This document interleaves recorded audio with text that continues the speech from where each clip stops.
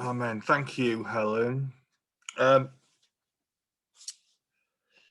wow, we really picked a doozy, didn't we? When we decided to study Jeremiah, and in the history of the church, Jeremiah is known as the weeping prophet, and now we all know why. And Jeremiah is a challenge.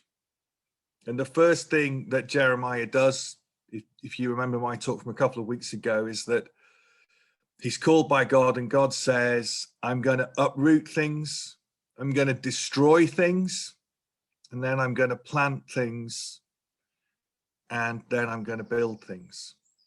So Jeremiah is, to begin with, a huge lament of things that have gone wrong, and also a lament of coming destruction before hope comes. So I just want to say at the start of today, hope is coming. But if we're to take Jeremiah seriously, hope doesn't come from pretending that things aren't bad.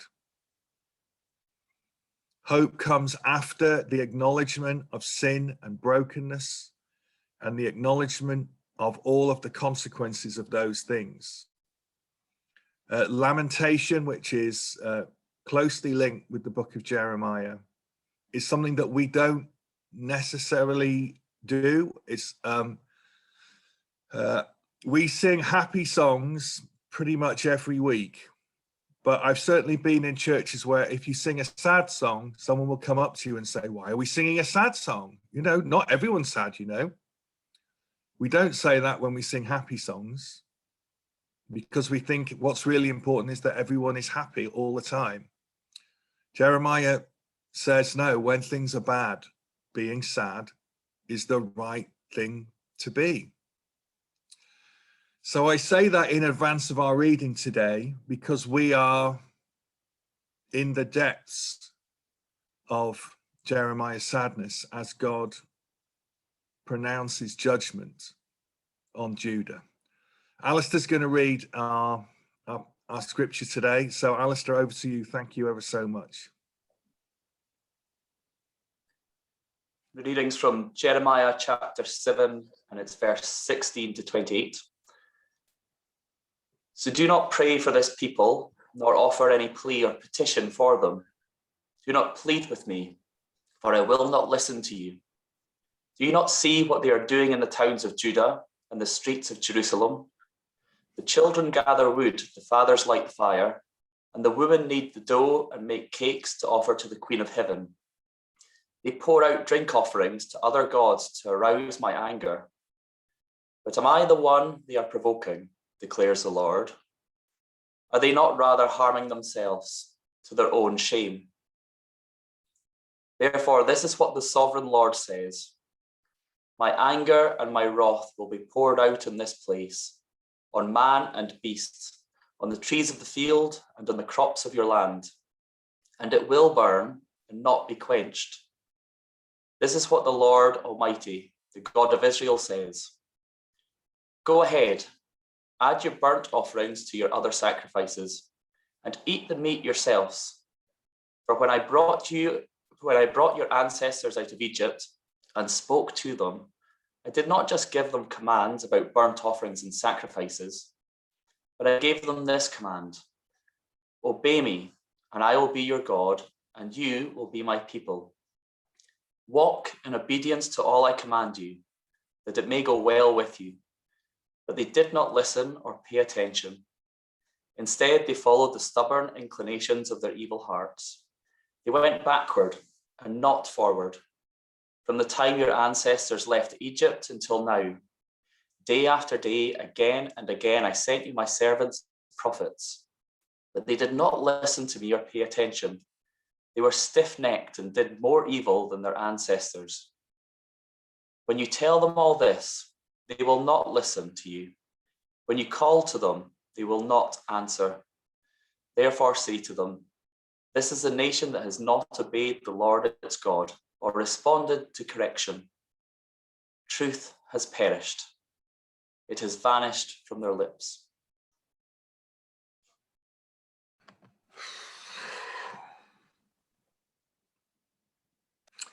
And as you can imagine, I've read this passage many times over the last week, and it still weighs heavy on me. Just hearing those words just puts a weight on me. The level of God's disgust with his own people is remarkable. And it's shocking to us, especially when we tend to conceive of God as a kind of cuddly grandfather figure, a bit like Santa Claus with extra powers. God is angry. How do we even begin to cope with that? Let me just share my screen for a little bit.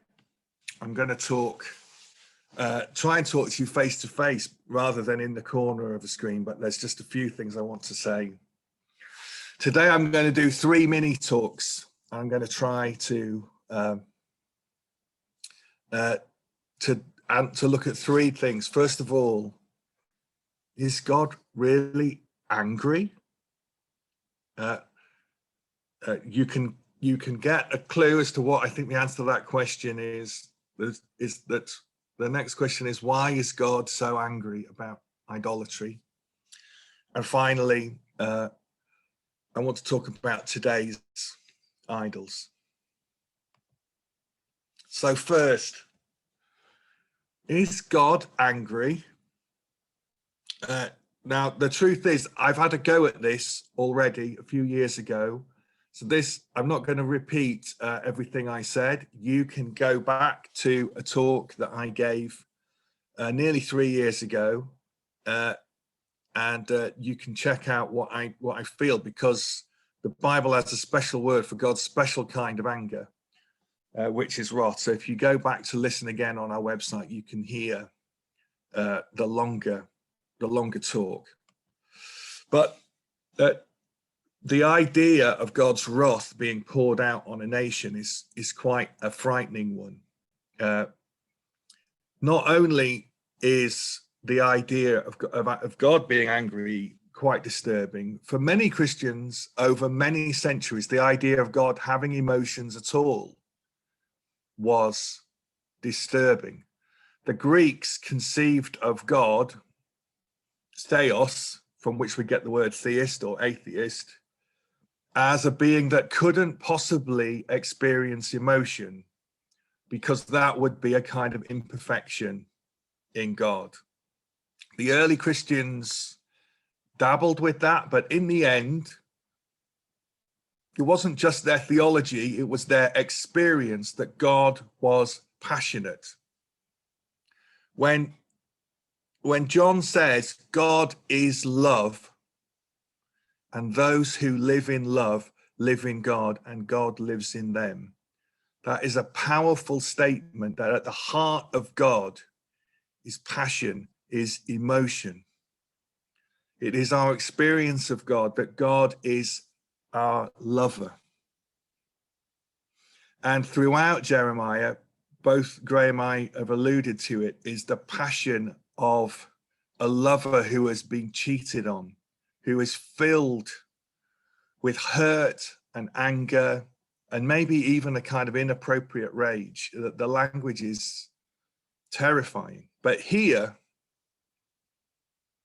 the anger is, we get to the bottom of what it is that God is angry about. Ruth, I'm just going to ask, no, is it Ruth? Whoever's recording, I'm just going to ask to stop. Back on now. Thank you very much. For those watching later who are curious, I was just talking about the fact that sometimes we get angry for good reasons. And I believe God does get angry in the same way. If you have children, you hopefully know that it's possible to love someone utterly and be angry with their sin. Sometimes we're angry with our kids for bad reasons. Sometimes we're angry with our friends and family for wrong reasons, and we have to interrogate ourselves. But sometimes when people that we love hurt others, it's perfectly legitimate to be angry with them.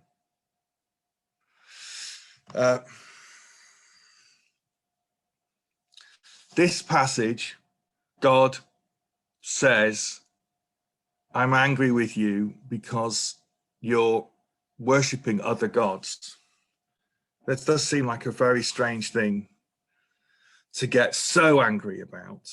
It does make God seem a little bit like a jealous lover. These are the two gods that are mentioned a lot in Jeremy. Jeremy? Well, that's where the name Jeremy comes from, but if it was called the Book of Jeremy, it wouldn't sound quite the same, would it? Astarte, the Queen of Heaven, is often depicted holding her breasts as if she's feeding the world with her own milk. She's a fruitfulness and fertility goddess of the region. In other parts of the world, she was known as Isis and Ishtar. And if you were anxious about your crops, you might go to Astarte to offer her sacrifices in order to improve your crops. She has a long-term relationship with Baal, who is a kind of bears some resemblance to the Norse god of Thor, god of thunder. When I googled this picture of Baal, apparently this is Baal calling down lightning on the earth. So a god that needs to be appeased. And it would appear that the people of Judah, while identifying as the people of Yahweh, had some insurance policies. If Yahweh doesn't come through for us, then maybe these other gods will give us what we need. I think it's a wonderful question about why God is so upset with idolatry. Certainly, Jeremiah says that he feels the pain of rejection, that God is upset when we turn away from that covenant relationship with God. But there's another reason why idolatry is so upsetting to God, and that is because from the very beginning of the book of Genesis, when God says, let's make human beings in our image, God says, no, my representation on earth is you human beings. I don't want statues. I don't want altars. What I want is for you to see me in each other. You are my representations. When God says in Genesis, let's make human beings to be an image and a likeness of me, that's literally the language of an idol. That our role on earth is to be the physical manifestation of God, so that all of creation can see what God is like. When we turn away to wood and stone and to sacrifices, we debase ourselves. We debase other people. And what is shocking to Jeremiah is that people are sacrificing children to these gods. So not only are we turning away from Yahweh, who gives us our name and our identity, we are now killing the real image bearers of God in order to get what we want. Now, we generally don't sacrifice our own children in the way that was performed, possibly on the mountains of Judah. The question for us really is, what is idolatry for us today? Well, in many ways, I would say if idolatry was a kind of insurance policy because we didn't trust God, well, today we have insurance policies. We have a myriad of ways of making our lives comfortable. Things that we put our trust in rather than relying on God. And I must admit, I do like my creature comforts. I like that feeling of safety and security. But the question comes to what is the cost of our idolatry? Not only in that we turn away from God and put our trust in other things, but statistics in this country show that the wealthier we are, the more indebted we are. So the harder and harder we have to work to cover our debts. The more we have, the more we want. We become victims of a cycle of indebtedness, of consumerism, and materialism, which is a sticky word because it can mean all sorts of things. But I just mean that we see our value in the things that we have, the things of the material world, possessions, promotions, holidays, cars, houses. We value a person on the basis of the things that they have. And we give sacrifices. We make sacrifices for those things. We sacrifice time. How many of us are unable to do the things that we care about or be with the people that we love because we have to work so hard? Why do we have to work so hard? Because we have to pay our bills. We have to pay off our debts. We are sacrificing our lives to the only demon mentioned in the New Testament, which is mammon.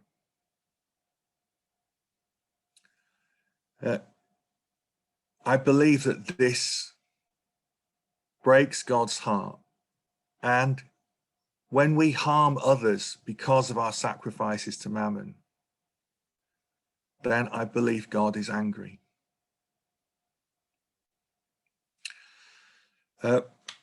In the next few weeks, we're going to start to think about the global scale of Jeremiah's message, because this isn't an individual thing. This is a prophecy to a nation, an entire nation, which is propping up a system of idolatry.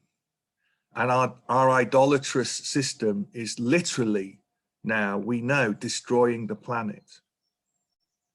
The idea that we have to have economic growth is something that will ultimately kill our planet. We need to find new ways to live.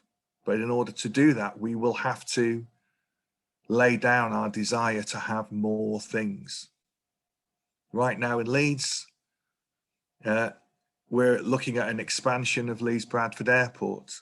I'm totally torn, because on the one side, I know how harmful flying is. On the other side, I like going places. And for my city, I'm jealous for the economic power that having a better airport would bring it. So I feel really, really conflicted. Am I willing to sacrifice the earth in order to have a nice holiday? So I do believe, as a nation, hosting global climate talks in November, and as a planet, we are reaching a point where God is saying, these sacrifices that you're making are not to me, they are not for me, they are against me. And Jeremiah calls us, not individually, this is not something that we can do by recycling our packaging, but as a nation, as a planet, to repentance. It's a frightening message, but God calls us therefore to be Jeremiah, to be the ones who say the hard word to the rest of the country. I picked the picture of this picture because I could have picked a picture of a mansion, which none of us own, but it looks a bit like the house that Anna and I own on the coast, which we love. I'm not blameless in this. I am not, apart from this, I don't speak as someone who has who is free of this. And the thing about this planet that we live in is that you can't get very far without buying things. You can't get very far without things. So we have to learn together how to do that, how to shop in a righteous way. So please, let's help each other. I don't say any of this from a pedestal, but as part of this family, believing that God is calling us this year to prophetic action. This week I went to a meeting of church leaders about climate change, and we will be talking about this. And in the middle of the meeting, I started crying, and I don't want to over spiritualize myself. And just this week, someone's tried to play the God card with me, the God told me card.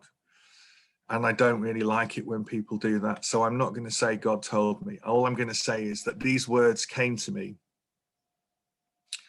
And I want to read them to you. And after I've read them, Anna is going to take over.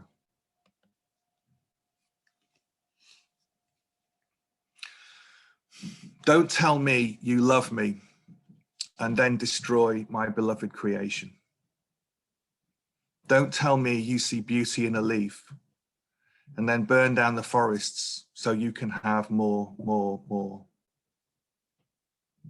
Don't search for me in the skies when you have filled them with pollution. I'm sick of your self-indulgent worship, treating me like just another consumer product. From the dawn of time, my ways have been the same. Walk with me in the cool of the evening and learn how to be a good gardener. I desire compassion, not religion. All I want is for your lives to glorify me.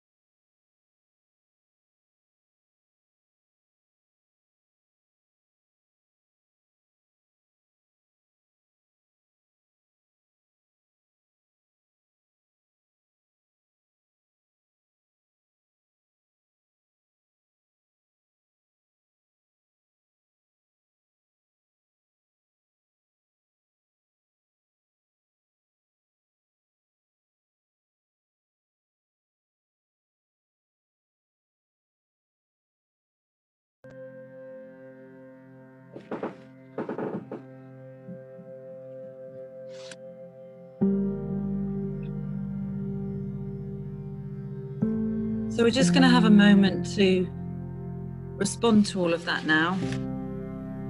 A lot to take in, and we just wanted to give us the chance to just really reflect.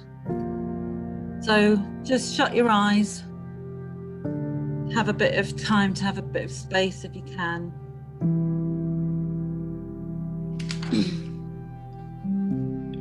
Walk with me in the cool of the evening and learn how to be a good gardener. I want your compassion, not your religion. I want your lives to glorify me.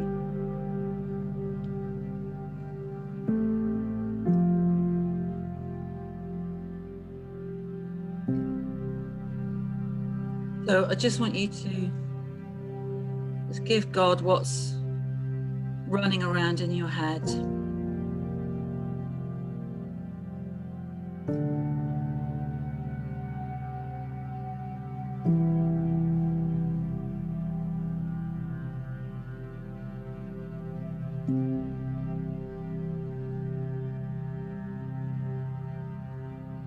So one of the questions we've got is, do we put our trust in the wrong things? And if yes, what are they?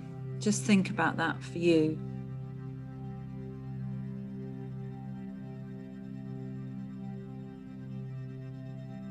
There's a lot of challenge there in what Simon's just said. Do we value people on the basis of things that they have?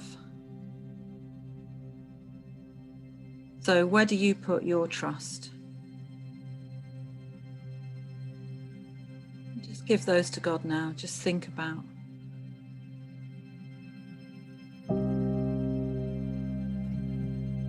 Things that you worry about, you maybe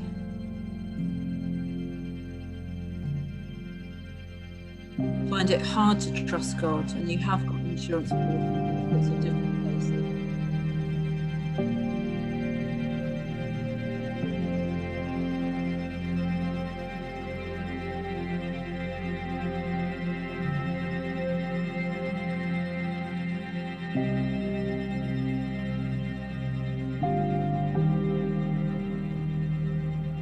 Just let God sift through those in your head and in your brain. I often have this image of an old-fashioned filing cabinet and just letting God sort of hover over the files, and he knows what's inside those files in my head. Just let him hover over the files that are in your filing cabinet.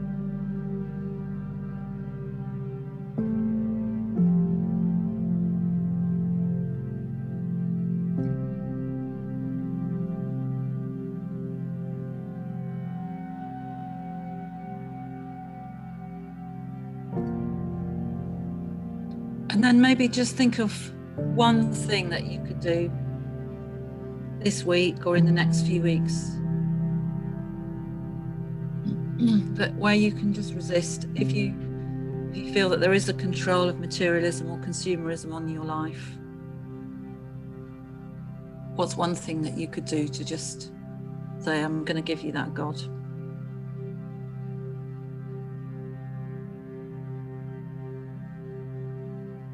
And just give that to God now too.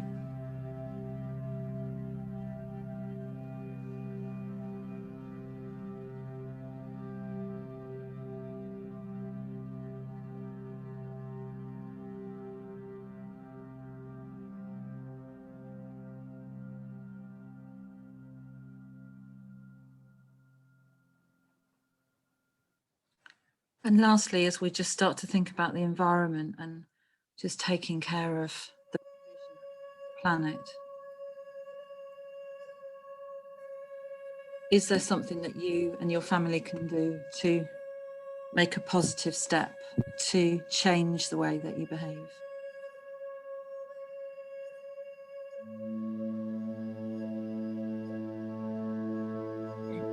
It's going to take all of us to change the way that we behave to preserve the planet.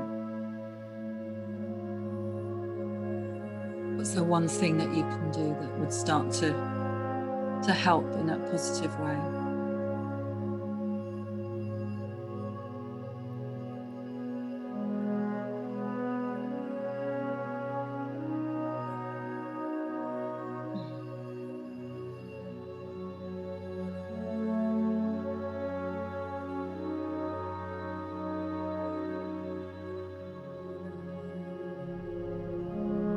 Just give this to God. Give all these thoughts that you've got in your head to God.